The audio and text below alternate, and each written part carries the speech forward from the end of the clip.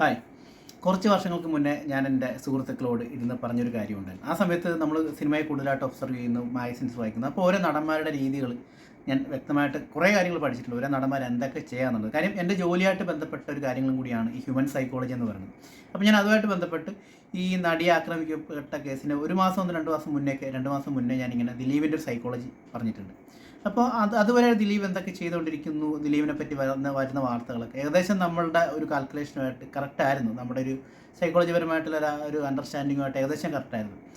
അപ്പോൾ ദിലീപ് പലരെ ഒതുക്കുന്നതും, ദിലീപ് ഒരു നടൻ അല്ലെങ്കിൽ ഒരു ആൾ കയറി വരുമ്പോൾ എന്തൊക്കെ ചെയ്യാം, അയാൾ ഉപദ്രവിക്കാൻ എന്തൊക്കെ ചെയ്യാം, മമ്മൂട്ടി, മോഹൻലാൽ തുടങ്ങിയ നടന്മാർക്കെതിരെ ഏതറ്റം വരെ ദിലീപ് പോകാം എന്ന് പറഞ്ഞാൽ പ്രകടമായിട്ടല്ല, രഹസ്യമായിട്ട് ഏതറ്റം വരെയൊക്കെ പോകാം എന്നുള്ളത് നമ്മളതിനെപ്പറ്റിയൊക്കെ ഞാൻ എൻ്റെ ഫ്രണ്ട്സുമായിട്ട് ഡിസ്കസ് ചെയ്തിട്ടുണ്ട്. അതിനുശേഷമാണ് ഈ നടിയെ ആക്രമിക്കപ്പെട്ട കേസുകൾ വരുന്നത്. അപ്പോൾ തന്നെ അവരെന്നോട് ചോദിച്ചത്, നീ പറഞ്ഞ പോലെയൊക്കെ കാര്യങ്ങൾ കുറേ നടന്നല്ലോ എന്നുള്ളതാണ് എന്നോട് പറഞ്ഞത്. കാര്യം അതിനെപ്പറ്റിയാണ് നമ്മൾ ഈ വീഡിയോയിൽ പറയാൻ പോകുന്നത്. പിന്നെ ദിലീപ് എന്ന് പറഞ്ഞൊരു നടനെ, ദിലീപ് കുറേ കാര്യങ്ങൾ, ഇപ്പോൾ ദിലീപിനെ പറ്റി പലരും അത് പറയുന്നു ഇത് പറയുന്നൊക്കെ ഉണ്ട്. ദിലീപ് ക്രൂരനാണ്, ദിലീപ് അത് ചെയ്യും, എന്തായാലും അത് ചെയ്തിരിക്കുമെന്നൊക്കെ നമ്മൾ പറയാനുള്ള കുറേ കാര്യങ്ങൾക്ക് മുന്നേ നമ്മൾ മനസ്സിലാക്കേണ്ട ഒരു ദിലീപുണ്ട്. ദിലീപ് എന്ന് പറഞ്ഞ നടൻ്റെ ഒരു വളർച്ച എന്ന് പറയുന്നത് ഒരു കൺവെൻഷണൽ ആക്ടറുടെ സങ്കല്പങ്ങളിൽ നിന്ന് ഒത്തിരി വ്യത്യസ്തമാണ്. ഇപ്പോൾ മോഹൻലാൽ എന്ന് പറഞ്ഞ നടൻ മലയാള സിനിമയിലേക്ക് വരുന്നത് ഒരു അതുവരെയുള്ള ഒരു നടൻ്റെ ശാരീരിക സൗന്ദര്യമോ അല്ലെങ്കിൽ അദ്ദേഹത്തിൻ്റെ ഒരു സ്ട്രക്ചറോ അല്ലെങ്കിൽ ഒരു സൗണ്ടോ ഇങ്ങനെയുള്ള ഒരു നടന് വേണ്ട ഒരു കാര്യങ്ങളും ഇല്ലാണ്ട് വന്നൊരു സൂപ്പർ സ്റ്റാറായ ഒരു വ്യക്തിയാണ് മോഹൻലാൽ എന്ന് പറഞ്ഞ നടൻ. അതേപോലെ തന്നെ ഒരു കാറ്റഗറിയിൽ വരുന്ന ഒരാളാണ് ദിലീപ്. ദിലീപിനും ഈ പറയത്തക്ക ഒരു ശാരീരിക സൗന്ദര്യം അല്ലെങ്കിൽ ഒരു 4-5 അടി അല്ലെങ്കിൽ 6 അടി ഉയരം ഇങ്ങനെ കാര്യങ്ങളൊന്നുമില്ല, ശബ്ദത്തിനുള്ള ഒരു പവർഫുൾനെസ് ഇങ്ങനെയൊന്നും ഇല്ലാത്തൊരു നടനാണ് സൂപ്പർ സ്റ്റാർ ആയത്. അപ്പോൾ അതുകൊണ്ട് തന്നെ ദിലീപിൻ്റെ ഒരു വളർച്ചയിൽ തന്നെ ഒത്തിരി ആൾക്കാർ ചിരിച്ചു കളിച്ചുകൊണ്ട് നിൽക്കുന്ന പല ആൾക്കാരും ദിലീപിനെ പ്രകടമായിട്ട് ഉപദ്രവിച്ചൊരു കാലഘട്ടം ഉണ്ടായിരുന്നു. ദിലീപിന് ഒരു അധികാരം കയ്യിൽ കിട്ടി. ഇപ്പം നമ്മൾ ഈ പറഞ്ഞ ദിലീപിനെ ആൾക്കാർക്ക് തൊടാൻ പേടിയാണ്. കാര്യം എന്ന് പറഞ്ഞാൽ ദിലീപിൻ്റെ അധികാരമുണ്ട്. ദിലീപിനെ വിളിച്ചു കഴിഞ്ഞാൽ ദിലീപിനെ അറിയാം എങ്ങനെയൊക്കെ ഒരു ഗ്രൂപ്പിനെ മാനേജ് ചെയ്യണം, ഒതുക്കണം എന്നുള്ളത്. അതിലേക്ക് ഞാൻ വരാം. അപ്പോൾ നമ്മളിപ്പോൾ ഈ കാണുന്ന ദിലീപിലേക്ക് എത്രയും മുന്നേ ദിലീപിൻ്റെ ഒരു വളർച്ചയുണ്ടായിരുന്നു. അന്നാണ് വണ്ടി ചെക്ക് കാര്യങ്ങളൊക്കെ വന്നത്. ദിലീപിനെ ഒതുക്കണം എന്നുള്ള ദിലീപിൻ്റെ വളർച്ചയെ പലരും അസൂയയോടെ കണ്ടിട്ടുണ്ട്. അപ്പോൾ അവരൊക്കെ ആഗ്രഹിച്ച ഒരു പൊസിഷനിലേക്ക് അവർക്ക് എത്താൻ പറ്റിയില്ല. പക്ഷേ ദിലീപ് എന്ന് പറഞ്ഞ നടൻ എത്തുന്നു എന്നുള്ളത് ദിലീപിനെ ഈ പറഞ്ഞ പോലെ ഒരു കൺവെൻഷനായിട്ട് ഒരു ആക്ടർക്ക് ഉണ്ടാകേണ്ട ഒരു കാര്യങ്ങളും ഇല്ലാത്ത ഒരാൾ ഈ ഒരു സൂപ്പർ സ്റ്റാറിലേക്ക് വരുമ്പോൾ പലരും അസൂയയോടെ കണ്ടിട്ടിരുന്നത്. അസൂയപ്പെടേണ്ട കാര്യം അവിടെ ശരിക്കും ഇല്ല. കാര്യം ദിലീപിൻ്റെ ഹാർഡ് വർക്കും അദ്ദേഹത്തിൻ്റെ പ്രാർത്ഥനയും ഈശ്വരവിശ്വാസവും ഇതെല്ലാം കൂടി കൊണ്ടൊക്കെയാണ് ദിലീപ് ആ ഒരു സ്റ്റേജിലേക്ക് എത്തിയിരിക്കുന്നത്. അപ്പോൾ പല ആൾക്കാരും ദിലീപിൻ്റെ വളർച്ചയെ അസൂയയോടെ കണ്ടിട്ടുണ്ട്. അപ്പോൾ ദിലീപ് ഒന്ന് താഴ്ന്നു പോകണം, ദിലീപ് ഒന്ന് ഒതുങ്ങിപ്പോകണം എന്നുള്ളത് സിനിമാ ഫീൽഡിൽ എല്ലാവരും ആഗ്രഹിക്കുന്ന പല കാര്യങ്ങളുമാണ്. അത് ദിലീപിൻ്റെ കാര്യത്തിൽ പലരും ആഗ്രഹിച്ചിട്ടുണ്ട്. പക്ഷേ ഈ തന്നെ ഒതുക്കാൻ പലരും ശ്രമിക്കുന്നു എന്നുള്ളത് കുറേ നാൾ ദിലീപ് മിണ്ടാണ്ടിരുന്നിട്ടുണ്ടാകാം. പക്ഷേ പിന്നീട് ദിലീപ് തന്നെ അങ്ങോട്ട് അടിച്ചടിച്ച് നിൽക്കാൻ തുടങ്ങി. അടിച്ചടിച്ച് നിന്നില്ല ഈ ഫീൽഡിൽ നിന്ന് ഔട്ടാവുന്ന ദിലീപിന് മനസ്സിലായി. അങ്ങനെ ദിലീപ് ഉണ്ടാക്കിയെടുത്തൊരു സാമ്രാജ്യമാണ് നമ്മളിപ്പോൾ ഈ കാണുന്ന ഒരു സാമ്രാജ്യം. അപ്പോൾ ഈ ഒരു സാമ്രാജ്യത്തിലേക്കൊന്ന് കാലെടുത്ത് വെച്ച് നമ്മൾ പലരെയും അടിച്ചൊതുക്കാൻ നിന്ന് തുടങ്ങിക്കഴിഞ്ഞാൽ പിന്നിലേക്ക് ഒരു കാലെടുത്ത് വെപ്പില്ല. കാര്യം നമ്മൾ ഒരു ശത്രുവിനെ ഉണ്ടാക്കിയാലും 10 ശത്രുവിനെ ഉണ്ടാക്കിയാലും നമുക്ക് പിന്നെ പുറകോട്ട് പോക്ക് നടക്കില്ല. പിന്നെ നമ്മൾ പിന്നേക്ക് വെക്കുന്ന ഒരടിയും ശത്രുക്കളിൽ 2 സ്റ്റെപ്പ് മുന്നേക്ക് വെച്ചിരിക്കും. അപ്പോൾ അങ്ങനെ ഒരു പ്രശ്നം ഈ ഫീൽഡിലുണ്ട്. അപ്പോൾ അതുകൊണ്ട് തന്നെ ഇപ്പോൾ ദിലീപിൻ്റെ ഒരു കേസ് പറയുകയാണെങ്കിൽ ദിലീപിനെ പറ്റി ഇങ്ങനെ എയറിൽ നടക്കുന്ന ഒരു വാർത്തകളാണ്. ദിലീപ് മമ്മൂട്ടിയുടെ സിനിമകൾക്ക് വരെ ആളുവിട്ട് കൂവിച്ചിട്ടുണ്ട്, മോഹൻലാലിൻ്റെ സിനിമകൾക്ക് വരെ ആളുവിട്ട് കൂവിച്ചിട്ടുണ്ട്. കാര്യം ഇപ്പോൾ ഈ ദിലീപ് കാണുന്ന മമ്മൂക്ക, ലാലേട്ടൻ എന്നൊക്കെ വിളിച്ച് ദിലീപ് അവരെ സൂചിപ്പിച്ച് നടക്കുന്ന പല വാർത്തകളും നമ്മൾ കാണാറുണ്ട്. ഇതൊക്കെ എന്ന് പറഞ്ഞാൽ ഒരു സ്റ്റെപ്പ് ദിലീപിനെതിരെ അവർ വെച്ചാൽ പോലും ദിലീപ് അവരെ ദിലീപ് സ്വയം നിലനിൽക്കണമെന്നുണ്ടെങ്കിൽ ഇവർക്കെതിരെ അടിച്ചു നിന്നേ പറ്റുള്ളൂ. അവർ ലാലേട്ടനാണ്, അവർ മമ്മൂക്കയാണ്, അവർ സുരേഷ് ഗോപിയാണെന്ന് പറഞ്ഞിട്ടൊന്നും കാര്യമൊന്നുമില്ല. ദിലീപിന് നിലനിൽക്കുന്നുണ്ടെങ്കിൽ ദിലീപ് ഒരു സ്റ്റെപ്പ് അവർ മുന്നേക്ക് വെക്കുമ്പോൾ ദിലീപ് 2 സ്റ്റെപ്പ് അങ്ങോട്ട് വെക്കേണ്ടി വരും. അത് പ്രകടമായിട്ടല്ല, പക്ഷേ രഹസ്യമായിട്ട് ദിലീപ് ആ സ്റ്റെപ്പുകൾ വെക്കാറുണ്ട് എന്നുള്ളതാണ് നമുക്ക് അറിയാവുന്ന വാർത്തകൾ. അത് ഈ പറഞ്ഞ പോലെ ദിലീപ് ഒന്ന് പുറകോട്ട് മാറിയാൽ ദിലീപിനെതിരെ 10 സ്റ്റെപ്പുകളും ശത്രുക്കൾ മുന്നിലേക്ക് വെക്കും എന്നുള്ളതുകൊണ്ടാണ്. അപ്പോൾ സ്വയരക്ഷയ്ക്ക് വേണ്ടിയിട്ട് ദിലീപ് ചെയ്ത പല പരിപാടികളും പിന്നീട് അങ്ങോട്ടൊരു സാമ്രാജ്യം വളർത്തിയെടുക്കാൻ ദിലീപ് നിർബന്ധിതനായി എന്നുള്ളതാണ് ഞാൻ മനസ്സിലാക്കുന്നത്. അപ്പോൾ ഇതിൽ പറഞ്ഞു വരുമ്പോൾ കുറേ കാര്യങ്ങൾ വേറെ പറയാനുണ്ട്. ദിലീപ് ഓൾറെഡി ഒരു ജന്മന ഒരു ആലുവക്കാരൻ അല്ലെങ്കിൽ ഒരു എറണാകുളംകാരനാണ്. സിനിമയുടെ പല കാര്യങ്ങളും എറണാകുളത്തേക്ക് ഷിഫ്റ്റ് ചെയ്ത സമയങ്ങളിൽ തൻ്റെ ഒരു നാട്, തൻ്റെ ഒരു കൈയടക്കത്തോടെ നിൽക്കുന്ന, താൻ ജനിച്ചു വളർന്ന് ഒരു അധികാരമുണ്ടല്ലോ, നമ്മൾ ജനിച്ചു വളർന്ന നാട്ടിലൊരു പവറുണ്ട് നമുക്ക്. അപ്പോൾ കാര്യങ്ങളിലേക്ക് ആ ഒരു ഇതിലേക്ക് സിനിമയുടെ മൊത്തം മേഖലകൾ വന്നപ്പോൾ ദിലീപ് അവിടെ ഒരു പവർഫുൾ വ്യക്തിയായിട്ട് മാറി.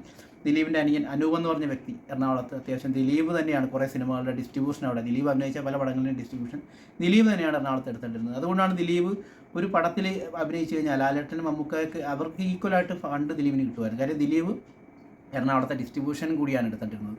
അപ്പോൾ ആ ദിലീപ് ഒരു ഭാഗ്യനായനായിട്ട് മാറി. ദിലീപിൻ്റെ പടങ്ങൾ പൊട്ടാണ്ടായി. ദിലീപിന് മിനിമം ഗ്യാരണ്ടിയുള്ള സിനിമകൾ കിട്ടാൻ തുടങ്ങി. മിനിമം ഗ്യാരണ്ടിയുള്ള നടനായിട്ട് മാറി. ഏത് പടത്തിനും മുടക്ക് മുതലിനേക്കാളും കൂടുതൽ കിട്ടാൻ തുടങ്ങിയപ്പോൾ ദിലീപ് ശമ്പളം എന്ന് പറഞ്ഞ സംഭവത്തിൽ നിന്ന് മാറിയിട്ട് ഇതിൻ്റെ ഡിസ്ട്രിബ്യൂഷൻ കൂടിയാണ് എടുത്തിട്ടുള്ളത്. അതിൻ്റെ പ്രോഫിറ്റ് ഷെയറിങ് കൂടിയാണ് ദിലീപ് ആദ്യ കാലങ്ങളിൽ എടുക്കുന്നത്. എനിക്കൊന്നും ഇപ്പോഴാണ് ബാക്കി നടന്മാരൊക്കെ ആ ഒരു രീതിയിലേക്ക് എത്തിയത്. അതുകൊണ്ട് തന്നെ ദിലീപ് അഭിനയിച്ച മിക്ക പടങ്ങൾക്കും 3-4 കോടിയൊക്കെ അന്ന് തന്നെ കിട്ടുമായിരുന്നു എന്നുള്ളതാണ് സത്യം. അപ്പോൾ ഇങ്ങനെയാണ് ദിലീപിൻ്റെ ഒരു വളർച്ച പോകുന്നത്. അപ്പോൾ ഈ പറഞ്ഞ പോലെ തന്നെ ദിലീപിനെ വെട്ടാനായിട്ട് പലരും തയ്യാറാക്കി കാൽക്കുലേഷനിലൂടെ ഇരുന്നൊരു കാലഘട്ടമുണ്ട്. ഇനി ഞാൻ പറയുന്ന കാര്യങ്ങളാണ് ഇതിനകത്ത് എനിക്ക് ഈ വീഡിയോ ചെയ്യാനുള്ളൊരു കാരണം. അപ്പോൾ ദിലീപിനെ പറ്റി ദിലീപ് എന്തൊക്കെ ചെയ്യാം എന്നുള്ളത് എനിക്കൊരു ധാരണയുണ്ടായിരുന്നു. അതുമായിട്ട് ബന്ധപ്പെട്ട കാര്യങ്ങൾ തന്നെയാണ് നടിയെ ആക്രമിച്ച കേസിൽ ഞാൻ അന്നും വിശ്വസിച്ചിരിക്കുന്നത് ദിലീപ് തന്നെയാണ് ചെയ്തതെന്നുള്ളതാണ്. കാര്യം ഞാൻ അതുവരെ പറഞ്ഞ കാര്യങ്ങൾ തന്നെയാണ് ആ സമയത്തും ദിലീപ് ചെയ്തതെന്നുള്ളതാണ് എൻ്റെ വിശ്വാസം. അതിനുശേഷം ഞാൻ വർക്ക് ചെയ്ത ഡിപ്പാർട്ട്മെൻറ്റിൽ കുറേ പോലീസ് ഓഫീസേഴ്സൊക്കെ വരാൻ തുടങ്ങി. പല ട്രീറ്റ്മെൻറ്റ് കാര്യങ്ങളൊക്കെ ഇട്ട് വന്നു. അപ്പോൾ ഞാൻ അവരോട് സംസാരിച്ചപ്പോൾ അവരെന്നോട് പറഞ്ഞത് കണ്ണടച്ച് പറഞ്ഞ കാര്യങ്ങളാണ്. ദിലീപാണ് അതിൽ പ്രതിയെന്ന് എന്നോട് പറഞ്ഞിട്ടുണ്ട്. പക്ഷേ അവർക്കും ഇതിനെപ്പറ്റി എത്രത്തോളം അറിയാമെന്ന് എനിക്കറിയില്ല. ഇപ്പോഴും അവരെനിക്കറിയില്ല. ഇപ്പോഴും ആ ഒരു സ്റ്റേറ്റ്മെൻറ്റിൽ തന്നെയാണ് അവർ നിൽക്കണമെന്നുള്ളത്. പ്രഥമ ദൃഷ്ടിയ ഒത്തിരി ആൾക്കാർ മനസ്സിലാക്കിയ കാര്യങ്ങൾ ഇപ്പോൾ മാധ്യമങ്ങൾ പറയുന്ന കാര്യങ്ങൾ അല്ലെങ്കിൽ ഒത്തിരി വ്യക്തികൾ വിശ്വസിച്ചിട്ടിരിക്കുന്ന കാര്യങ്ങൾ അവരും അന്ന് പറഞ്ഞു. ഓക്കെ, അവരിവരുടെ ഡീറ്റെയിൽസ് കിട്ടിയതുകൊണ്ടാണോ എന്ന് എനിക്കറിയില്ല. അവരന്ന് പറഞ്ഞു ദിലീപ് തന്നെയാണ് പ്രതിയെന്ന് അന്ന് എന്നോട് പറഞ്ഞിട്ടുണ്ട്. ഇതിന് ശേഷം പക്ഷേ അവർക്ക് ആർക്കും അറിയാത്തൊരു കാര്യമുണ്ട് ഇതിനകത്ത്.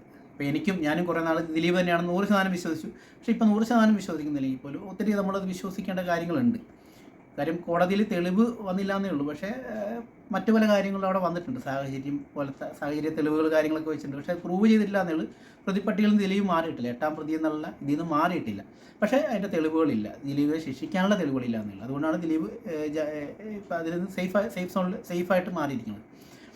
അപ്പോൾ ഇതിനകത്ത് എത്രത്തോളം ഇപ്പോൾ ഒത്തിരി ആൾക്കാർ ദിലീപിനെ സപ്പോർട്ട് ചെയ്യുന്നുണ്ട്. ഒത്തിരി ആൾക്കാർ ദിലീപിനെതിരെയും പറയുന്നുണ്ട്. ദിലീപിനെ സപ്പോർട്ട് ചെയ്യാനുള്ള ഇപ്പം ഞാനും എൻ്റെ പണ്ടത്തെ ആ ഒരു സ്റ്റേറ്റ്മെൻറ്റിൽ നിന്ന് കുറച്ചൊരു അയവ് വരുത്താനുള്ള കാര്യങ്ങൾ ഞാൻ ഈ പറഞ്ഞ കാര്യങ്ങൾ തന്നെയാണ്. ദിലീപ് സ്വയരക്ഷയ്ക്ക് വേണ്ടി ഒരു കവചം സൃഷ്ടിച്ചു, ഒരു ഡിഫൻസ് അവിടെ സൃഷ്ടിച്ചു. അത് പിന്നീട് ഒത്തിരി ആൾക്കാരുടെ ശത്രുക്കൾ ഉണ്ടാക്കി മാറ്റി. ഒത്തിരി ആൾക്കാരെ തൻ്റെ ശത്രുക്കളാക്കി മാറ്റി. കാര്യം ഒരു കരിയല അണിഞ്ഞാൽ പോലും ദിലീപ് അതിന് വേണ്ടിയിട്ടുള്ള ഒരു ഡിഫൻസ് സെൽഫായിട്ടൊരു പ്രൊട്ടക്ഷൻ എടുക്കും. അതുകൊണ്ട് പല ആൾക്കാരെ ഉപദ്രവിക്കേണ്ടി വന്നിട്ടുണ്ടാകാം, പല ആൾക്കാരെ ഒതുക്കേണ്ടി വന്നിട്ടുണ്ടാകാം. അപ്പോൾ ശത്രുക്കളുടെ എണ്ണം കൂടുന്നതല്ലാണ്ട് ദിലീപിന് ശത്രുക്കളുടെ എണ്ണം കുറഞ്ഞിട്ടില്ലായിരുന്നു. അപ്പം അതൊരു കാരണമാണ്. ഇതിനകത്ത് ഈ മൊഴി കൊടുത്തെന്ന് പറഞ്ഞ സിദ്ദിഖ് കൊടുത്ത മൊഴിയിൽ നിന്ന് മാറിയിട്ടുണ്ട്, മൊഴിമാറ്റം നടത്തിയിട്ടുണ്ട്. യെസ്. പിന്നെ അതേപോലെ രമ്യ നമ്പീശൻ, നാദിഷ, ഇങ്ങനെ പല ആൾക്കാരും ആദ്യം കൊടുത്ത മൊഴിയിൽ നിന്ന് അവർ മാറിയിട്ടുണ്ട്. അതുകൊണ്ടാണ് തോന്നുന്നത് ദിലീപിനെ 8-ാം സ്ഥാനത്തേക്ക് പ്രതിപ്പറ്റി. ആദ്യമേ 8-ാം സ്ഥാനത്തേക്കൊന്നും ആയിരുന്നില്ല ദിലീപ് ഈ കേസിലെ പ്രതിയെന്ന് എനിക്ക് തോന്നുന്നു. ഈ മൊഴി മാറ്റങ്ങൾ ഒത്തിരി പേരുടെ മൊഴി മാറ്റി അവർ പറഞ്ഞതുകൊണ്ട് ദിലീപിനെ വീണ്ടും ആ സ്ഥാനങ്ങളിൽ മാറി 8-ാം സ്ഥാനത്തേക്ക് ദിലീപ് എത്തിയതാണെന്നാണ് എൻ്റെ ഒരു കണക്കുകൂട്ടൽ. അപ്പോൾ ഈ 8-ാം സ്ഥാനത്തേക്ക് ദിലീപ് എത്തിയതിനുള്ള ഇവരെന്തുകൊണ്ട് മൊഴി മാറ്റിയെന്ന് ഞാൻ മനസ്സിലാക്കുന്ന കുറച്ച് കാര്യങ്ങളിൽ ഒന്നാണ്, ഈ സംഭവം നടക്കുന്നതിന് മുന്നേ അമ്മയുടെ ഏതൊരു ഷോ ഉണ്ടായിരുന്നു. അന്നാണ് ദിലീപ് പറയണതായിട്ട് മാധ്യമങ്ങൾ പറയണത്, ഈ നടി എൻ്റെ കുടുംബജീവിതം തകർത്തു, അവളെ ഞാൻ നശിപ്പിക്കും, അവളെ പച്ചയ്ക്ക് കത്തിക്കുമെന്ന് വരെ പറഞ്ഞതായിട്ട് പല നടിമാരും കൊടുത്ത മൊഴികളിൽ നിന്നാണ് പിന്നീട് ഒരു മാറ്റം വന്നിരിക്കുന്നത്. അപ്പോൾ ഇതിങ്ങനെ പറഞ്ഞതായിട്ട് ഈ കേട്ട ആൾക്കാർ ചിലപ്പോൾ വേറെ പല ആൾക്കാരോട്, അതായത് നമ്മൾ ഈ പറയണ പണ്ട് ദിലീപ് ഒതുക്കിയ പല ആൾക്കാരുടെ ഉള്ളിലേക്കും ഈ ന്യൂസ് എത്തിയിട്ടുണ്ടാകാം. ഓക്കെ, ദിലീപ് ഇങ്ങനെ ഒരു കാര്യം പറഞ്ഞു, എന്നാൽ പിന്നെ ഇത് നമുക്കൊരു അവസരമായിട്ട് ഉപയോഗിച്ചുകൂടെ എന്നുള്ളത് ഈ ദിലീപിൻ്റെ ശത്രുക്കൾ ചിന്തിച്ചതിൻ്റെ ഒരു പ്രതിഫലം കൂടി ആയിരിക്കണം ഈ നടിയെ വെച്ച് നടിയെ ആക്രമിച്ച് ഇത് ദിലീപിൻ്റെ തലയിലിട്ടത്. ഈ പറഞ്ഞ കേസിന് കുറച്ച് ശതമാനം ചാൻസേ ഉള്ളൂ, എനിക്കറിയില്ലത്. അപ്പോൾ ഇതാണ് ദിലീപിനെ ഒതുക്കാനുള്ള, ദിലീപ് പറയുന്നത് ദിലീപിനെതിരെ കൂടാതെ നടന്നെന്ന് പറയാനുള്ള കാര്യങ്ങളിലൊന്നും ഇതാണ്. നടിയോടുള്ള ശത്രുതയല്ല, ദിലീപിനോടുള്ള ശത്രുത നടിയെ വെച്ച് ഉപയോഗിച്ചു എന്ന് പറയാം. കൂട്ടത്തിൽ ദിലീപിനും ഈ നടിയോട് ശത്രുത ഉള്ളത് ഒരു കോയിൻസിഡൻസ് ആയിട്ട് മാറി സാഹചര്യങ്ങൾ വന്നപ്പോൾ ഒതുക്കി എന്നുള്ളത് ഒരു സാധ്യതയുള്ളൊരു കേസാണ്. ഇതില്ലെന്ന് ഒട്ടും പറയാൻ പറ്റത്തില്ല. അതാണ് ദിലീപ്വാദികളും ദിലീപിൻ്റെ സൈഡിൽ നിന്ന് സംസാരിക്കുന്ന ആൾക്കാരും ദിലീപും ഉറച്ച് വിശ്വസിക്കുന്നൊരു കാര്യം. പിന്നെ അല്ലാതെ നമ്മൾ ഈ പറഞ്ഞ പോലെ തന്നെ ദിലീപ് ചിലപ്പോൾ അങ്ങനെ ചെയ്തിരിക്കാം, അല്ലെങ്കിൽ ഈ മറ്റവന്മാർ ഈ ചെയ്തവന്മാരുണ്ടല്ലോ പ്രതികളായിട്ട് 6 പ്രതികൾ, അവന്മാർ അല്ലെങ്കിലും ലോക ഫ്രോഡുകളും കോഴികളും കള്ളന്മാരും പിടിച്ചു പറിക്കാൻ അങ്ങനെയുള്ള കേസുകളിലൊക്കെ ഉള്ളവന്മാരാണ് ഇവന്മാർ. ക്രിമിനൽ മൈൻഡ് ഓൾറെഡി ഉള്ള ആൾക്കാരാണ്. അവർ സ്വന്തം ഇഷ്ടത്തിന് ഇത് ചെയ്തതാകാനും സാധ്യതയുണ്ട്. ഇങ്ങനെയാണ് ഈ ഒരു കേസിൽ ഞാൻ എൻ്റെ മനസ്സിലാക്കൽ വെച്ചിരിക്കുന്നത്. അപ്പോൾ അന്ന് ഞാൻ വിചാരിച്ച 100% ദിലീപാണെന്ന് ഞാൻ പറഞ്ഞ കാര്യങ്ങൾ ഇപ്പം എന്തുകൊണ്ട് ഇത്രയൊക്കെ എനിക്ക് കുറേ കാര്യങ്ങൾ അത് മാറ്റമുണ്ട്, എൻ്റെ ചിന്തകൾക്ക് മാറ്റമുണ്ട്. അത് ഈ ഒരു സാഹചര്യങ്ങളും കൂടി കണക്ക് വെച്ചുകൊണ്ട് തന്നെയാണ്. പക്ഷേ ഇപ്പം എനിക്ക് വ്യക്തമായിട്ടൊരു ധാരണയില്ല ദിലീപ് തന്നെയാണോ അല്ലെങ്കിൽ മറ്റുള്ളവരാണോ, ഒന്നും ഒരു ധാരണയില്ല. എൻ്റെ ഇപ്പോഴത്തെ ഒരു നിലപാട് ഈ ഒരു കാര്യത്തിൽ ഇങ്ങനെയാണ്. ദിലീപ് ആകാം, ദിലീപ് ആണ്ടിരിക്കാം, ദിലീപിനെ ഒതുക്കാനായിട്ട് മറ്റു വല്ലതും ചെയ്തതാകാം, ഒന്നും അറിയത്തില്ല.